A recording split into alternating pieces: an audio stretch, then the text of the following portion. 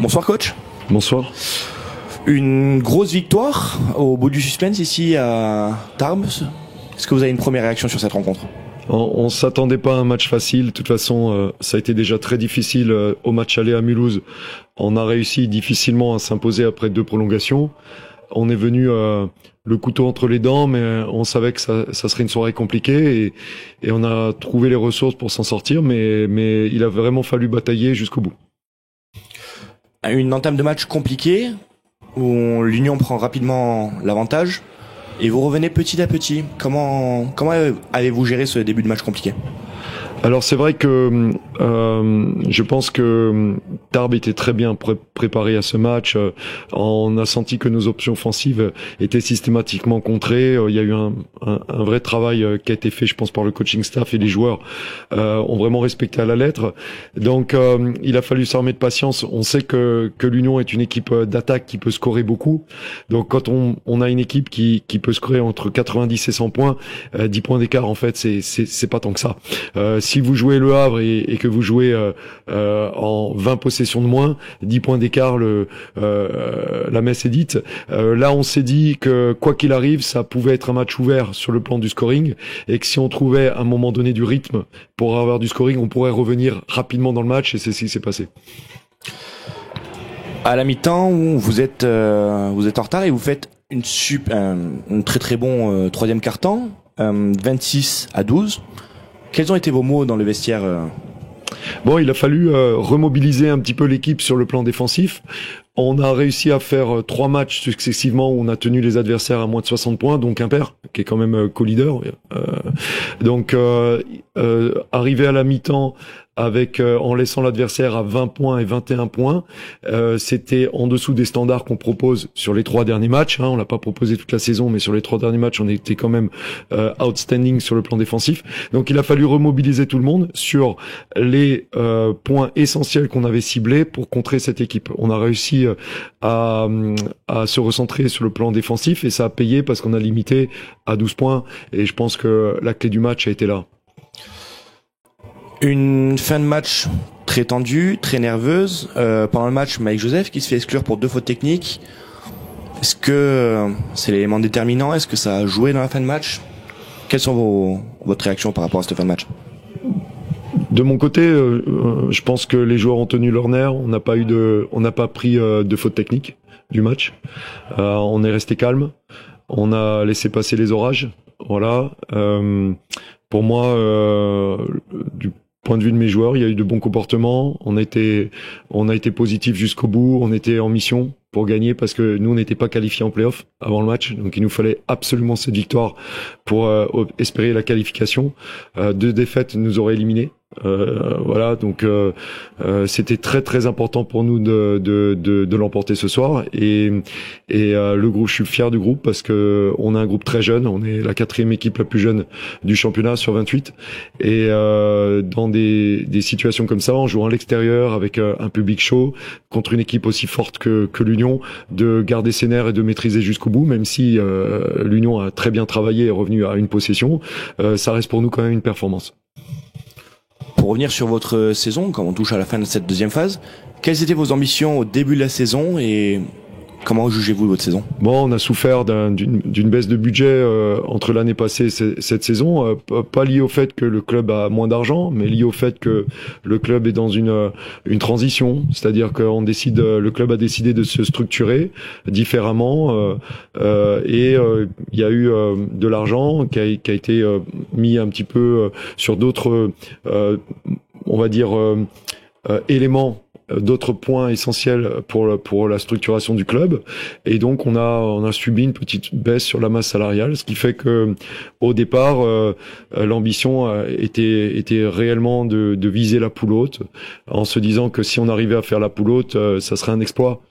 Quand on tire vers je ne sais pas combienième exactement, c'est jamais réellement les chiffres, mais c'est vrai qu'on est habitué à jouer des gros cylindrés qui ont vraiment des moyens colossaux. Nous, on a changé 10 joueurs cet été, on a changé tout le staff, on est parti réellement dans l'inconnu. Il a fallu déjà se rassurer, et la poule haute signifiait le maintien.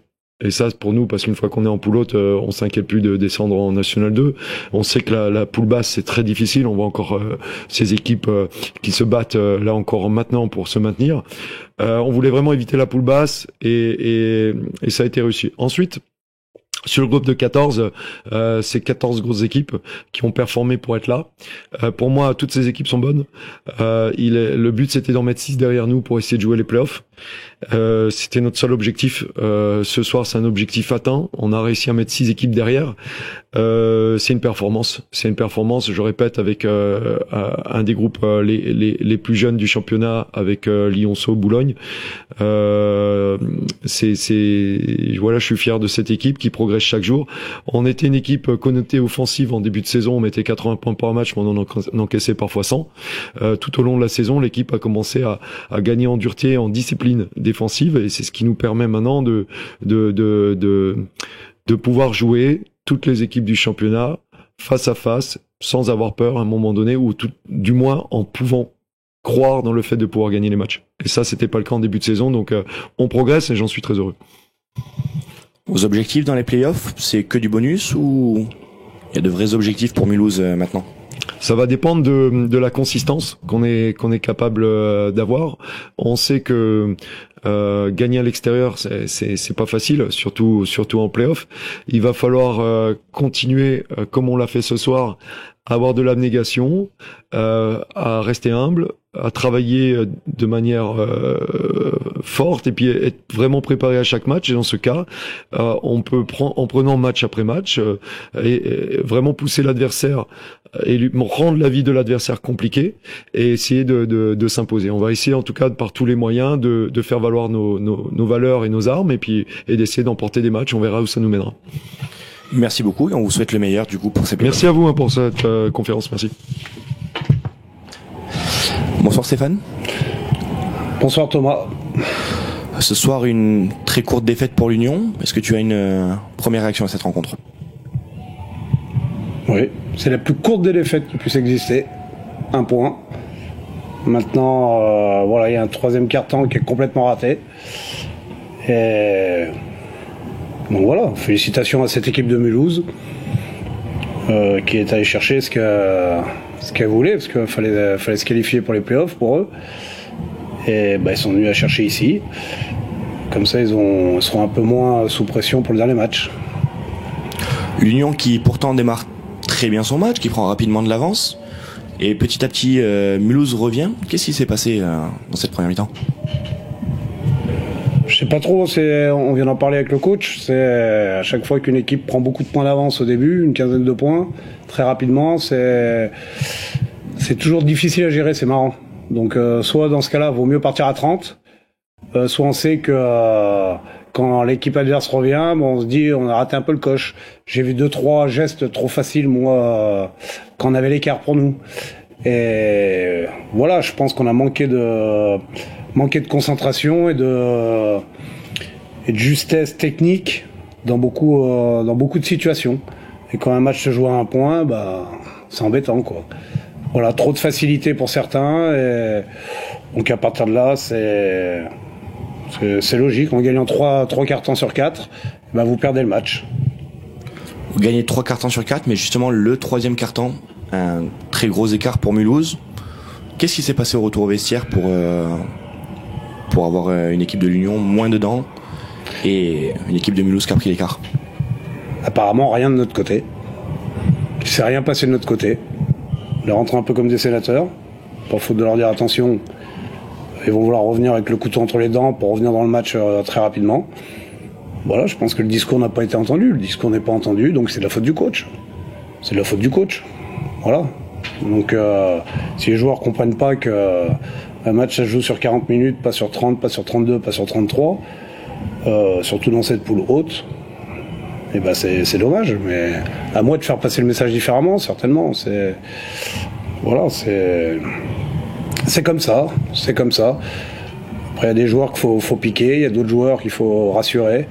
Parce que je pense qu'il y a beaucoup de joueurs qui passent à travers leur match, techniquement et même tactiquement pour certains. Donc voilà, et on échoue à 1 point. Donc Voilà, je pense que l'équipe qui a été la plus sereine par le début de match est venue gagner au Quai de la Dour. Voilà, félicitations à eux. Hein. Il faut admettre que ce soir, on n'a pas mis tous les ingrédients pour gagner. On s'est mis un peu trop dans la facilité par moment. Alors quand on voit que je m'excite sur un tir, je vais prendre Mike à un moment sur un tir de Mike trop facile qu'on était dans l'euphorie. Non, parce que pour moi, 2 points, c'est 2 points. Voilà, il n'y a pas à faire du showtime. Et je prends Mike, mais je prends un marché d'un tel, un contre 1 qui n'existe pas d'un tel. Il y a eu tellement d'erreurs, de justesse technique, comme je disais, que voilà, je pense pas qu'on mérite de le gagner, ce match, même si on aurait pu le gagner. Mais on mérite pas de le gagner sur le 3e quart-temps. Voilà, on mérite pas de le gagner. Et je dirais, on mérite pas de le gagner même en première mi-temps où on a de l'avance, parce qu'on tombe dans la facilité. Et ça, on peut passer à travers, mais on peut pas passer à travers par facilité. Et ça, c'est emmerdant. Je le dis, c'est emmerdant. Un match qui s'est fini avec beaucoup de tension. Pendant le match, plusieurs fautes techniques contre l'Union, Mike Joseph exclu. Est-ce que tu as un mot par rapport à tous ces faits de jeu? Je savais que tu allais venir sur la question, toi. Maintenant, il y a des points communs. Ça fait 2 fois qu'il se passe quelque chose ici. Il y a au moins un point commun. Donc, aux 2 fois. Parce que je pense pas que le Quai de la Dour soit la salle la plus explosive dans laquelle on est joué. Voilà, il y a un vrai public que je remercie parce que je pense qu'eux nous ont laissé dans le match à un moment. Mais je pense pas, voilà. Maintenant, chacun en tirera ses conséquences, ses propres opinions. Je vais pas faire un couplet là-dessus. Ça mérite pas. Ça mérite pas que je fasse un couplet là-dessus. J'ai pas de temps à perdre. À mon âge, j'ai plus de temps à perdre. Voilà. Donc, je ne réagirai pas. Alors, pour rester sur le sportif, le SCAB a perdu ce soir. La dernière rencontre pour l'Union en déplacement là-bas. Une 4e place en jeu. Comment on aborde... Oui, c'est Tours qui va à Mulhouse, il me semble, et nous, on va au SCAB. Donc, voilà. Mais comme je dis, on essaiera de gagner. On va pas choisir un adversaire. Et on va essayer de gagner. Ça, c'est évident.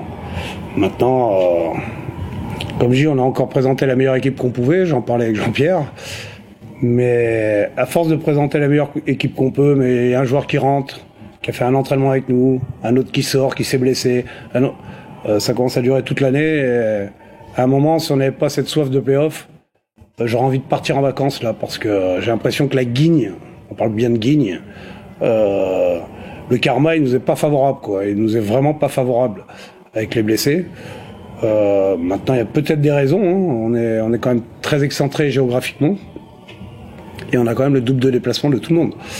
Donc, est-ce que ça pèse aussi?